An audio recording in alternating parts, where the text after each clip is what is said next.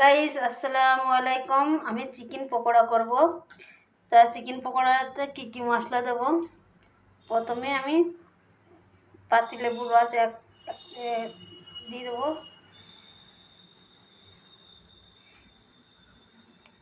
বাটা, রসুন বাটা আর পেঁয়াজ বাটা একসাথে দিয়ে দেবো। হলুদ, লবণ, কাশ্মীরি লঙ্কা গুঁড়ো, জিরের গুঁড়ো, ধনে গুঁড়ো,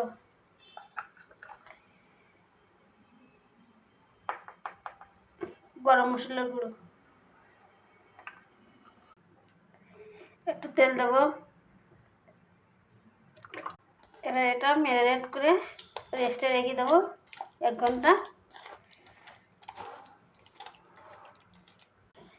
এই চিকেনটা ম্যারিনেট করে রেখে দিয়েছিলাম, এখন পকোড়া করব, ভাজবো। এক এক করে সবটাই দিয়ে দেবো।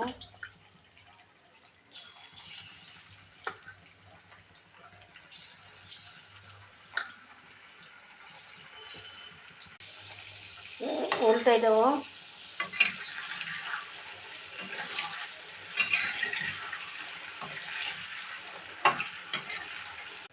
চিকেন ভাজা হয়ে গেছে, পকোড়া ভাজা হয়ে গেছে, আর নামিয়ে নেব।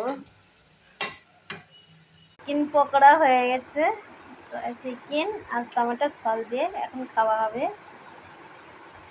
সন্ধ্যার নাস্তা। এখন ব্যাঙ্গালোরে এখন 8টা বাজে, 8:45।